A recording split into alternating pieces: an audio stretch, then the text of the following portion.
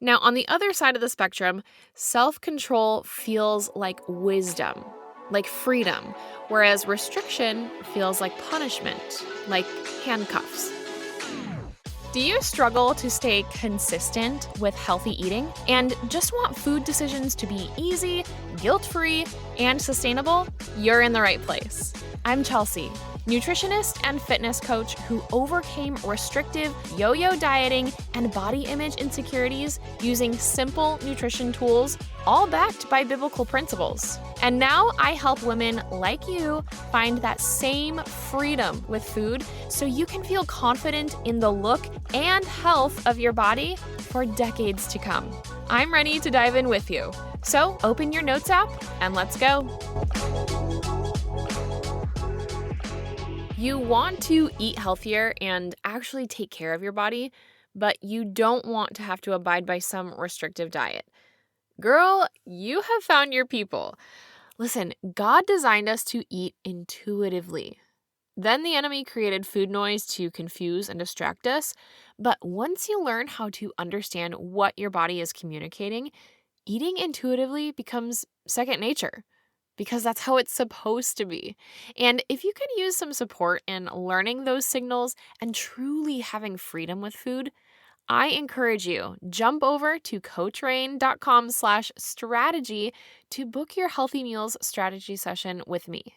In just 1 hour, you will walk away with your exact next steps for making intuitive eating the biblical way, your normal. Complete with a starting menu plan, grocery list, cooking directions, all based on your goals and your preferences. It seriously does not get more personalized than this. Again, that's coachreign.com/strategy to book your session today.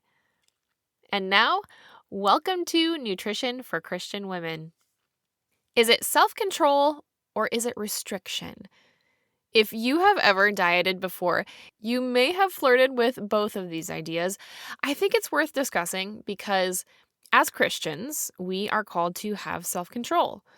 That is, after all, one of the fruits of the Spirit.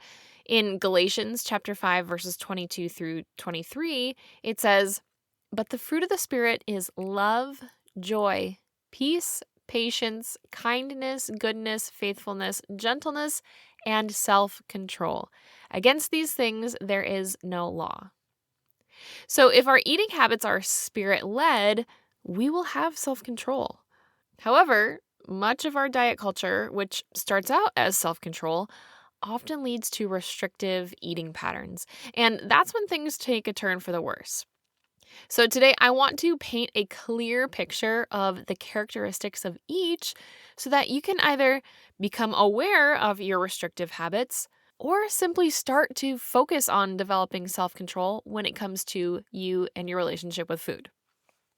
Now, neither of them are about the actual food we eat. It's all about our heart posture and our perspective towards food. Restriction says, "I don't deserve this," while self-control says, "I don't need this." It's the victim versus victor mentality. I had a client several weeks ago tell me in her weekly check-in that she was proud of herself after she said no to the birthday cake someone brought into the office because she had missed her workout that morning, so she didn't take the cake to make up for it. Now, this is an example of restriction. Did you catch it? Sure, it's great that she opted out of the cake, but the heart behind that choice was of, "I don't deserve it." She missed her workout, so essentially she's saying, "I didn't earn the cake." When we make food transactional like this, eventually we start associating our behavior with the right to eat. We see food as good versus bad, and then eating one way or the other makes us good or bad. But food is neutral. Well, real food is anyway. It does not make us good or bad. So in supporting her, I asked the question, would you have said yes to the birthday treat if it was a fruit basket? To which she said, yeah, probably. So then I asked, why didn't you take the cake then? And eventually, through some conversation, she saw that she didn't need it. Fast forward to this past week when she reported something very similar in her weekly check-in. She told me, "Remember how every time I ate with my parents, I couldn't resist the French fries? Even though I know they're not good for me, they just call to me and I have to have some. Well, this weekend, I told myself that I didn't need them and started thinking about everything that you taught me that they actually do to my body and all the inflammation that they cause. And suddenly, they weren't appealing at all. It wasn't even a struggle to say no. My body deserves better, and I felt so good after that lunch for the first time in ages." Ugh, I love check-ins like this. And you know what changed? Her no wasn't from a victim mindset. She is the hero in her own narrative here. She recognized that she did not need the temptation of the French fries, and she said no from a place of control rather than submission. Now, on the other side of the spectrum, self-control feels like wisdom, like freedom, whereas restriction feels like punishment, like handcuffs. I'll give you another example. You know how when you go to a Mexican restaurant, they usually bring you a basket of chips and salsa while you look at the menu? So I had one client in particular who absolutely loved chips and salsa, and her job had regular meetings at their local Mexican restaurant. We're talking weekly lunches. And she knew that those free chips and salsa were contributing to her inability to lose weight, yes, but also just simply not feeling well. She always felt super bloated and sluggish after those lunch meetings.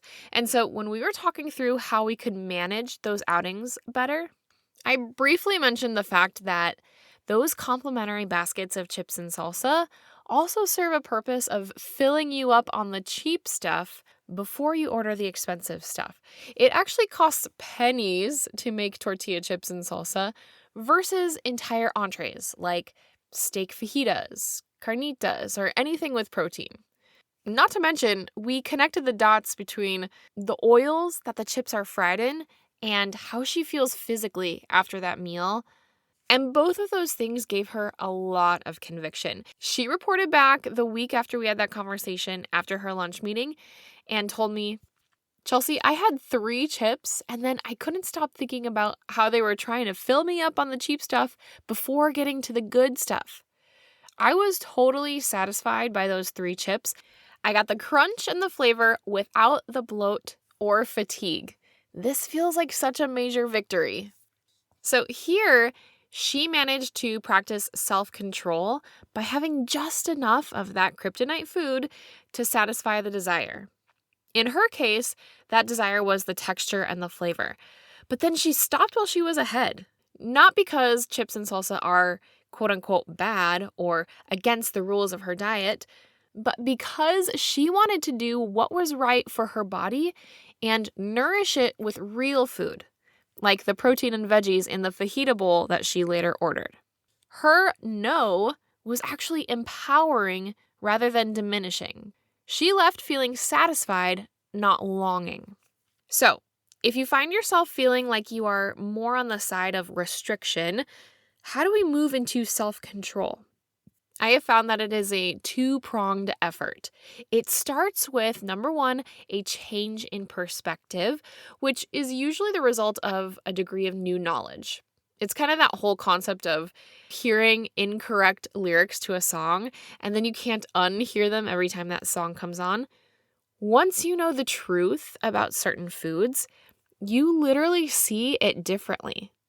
And then from there, having a plan or establishing boundaries around the foods that tempt you the most is what keeps us consistent on the healthy path. Pair both of those things with the Christian perspective of practicing self-control out of obedience, and you've got yourself a relationship with food that is positive and I dare say, even freeing. And friendly reminder, you can book a healthy meals strategy session with me at coachrain.com/strategy and get a custom plan for you.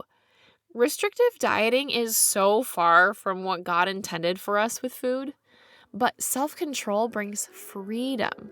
It's liberating, which is in alignment with God's design. Head to coachrain.com/strategy to book your session today, and let's dial in that self-control of yours. I pray this episode was helpful to you, my friend. If so, could you do me a massive favor and take 30 seconds to write a review? This is the best way to bless me big and help more people learn just how simple eating healthy consistently can be. And if you want more value-packed info from me, head to coachrain.com and sign up for the weekly harvest. My weekly emails filled with recipes, how to use food as medicine, biblical nutrition, and more. That's coachreign.com for all the goods. Blessings until next time, sis. Toodles.